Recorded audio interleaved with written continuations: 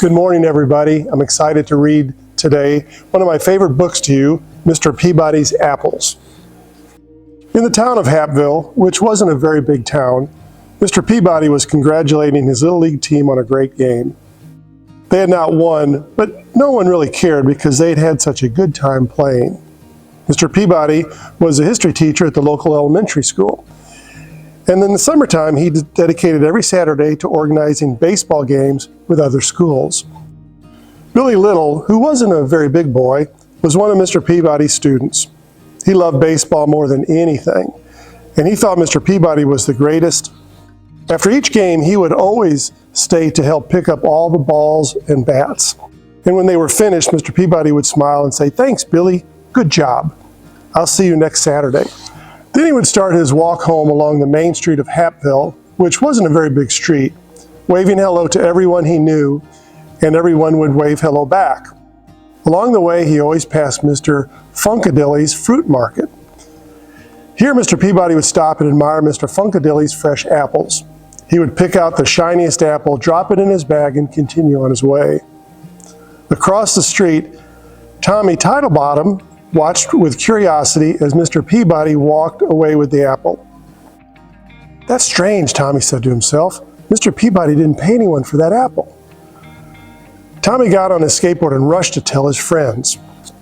The following Saturday, Mr. Peabody's team played another game and they lost as usual, but no one seemed to care because they had such a good time playing. Billy picked up the balls and bats and Mr. Peabody set off on his walk home. He waved to everyone he knew and they waved back. Once again, he stopped outside Mr. Funkadilly's fruit market, picked up the shiniest apple, dropped it in his bag, and continued on his way. Across the street, Tommy Titlebottom and his friends watched Mr. Peabody, and they were amazed at what they saw. Mr. Peabody had not paid for his apple. They couldn't wait to tell all of their friends, who told their parents, who told their neighbors, who told their friends in the town of Hapville, which wasn't a very big town.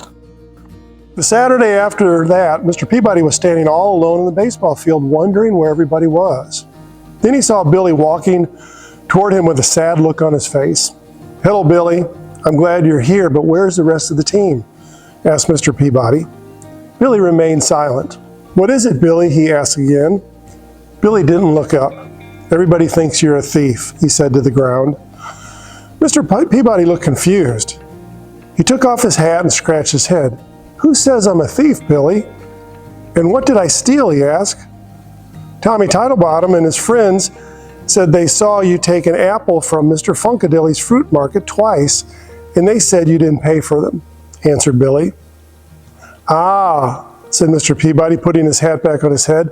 "Let's go and talk to Mr. Funkadilly about this, shall we?"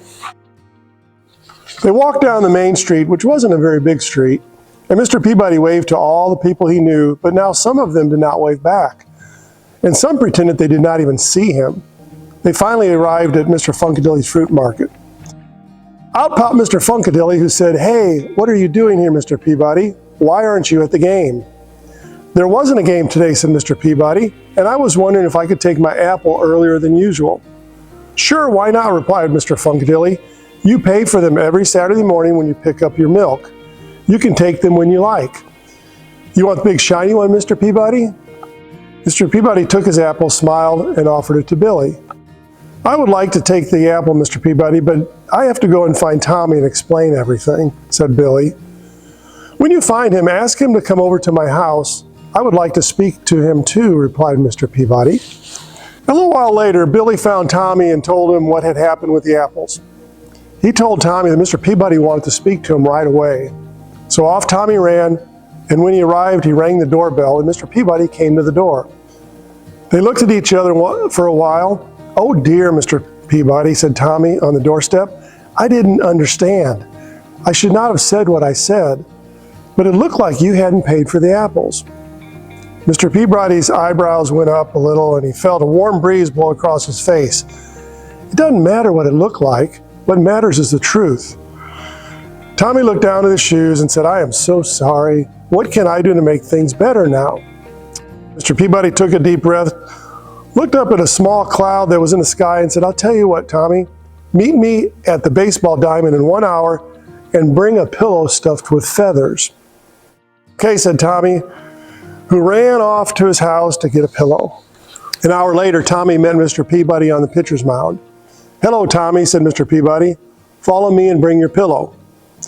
Tommy followed Mr. Peabody to the top of the bleachers, wondering what this was all about. It's a windy day, isn't it? Asked Mr. Peabody when they reached the top. Tommy nodded his head in agreement. Here's a small pair of scissors. Now cut the pillow in half and shake the feathers out. Tommy looked confused, but did anyway. He thought it was a small price to pay to gain Mr. Peabody's forgiveness. The wind carried the thousands of feathers far and wide. Tommy looked relieved and said, "Is that all I have to do to make things better?" "There's one more thing," said Mr. Peabody. "Now you must go and pick up all the feathers." Tommy frowned. "I don't think it's possible to pick up all the feathers," Tommy replied. "It will be just as impossible to undo the damage that you have done by spreading the rumor that I'm a thief," said Mr. Peabody. "Each feather represents a person in Hapville." There was a long pause as Tommy began to understand what Mr. Peabody was saying. Finally, he said, "I guess I have a lot of work to do ahead of me."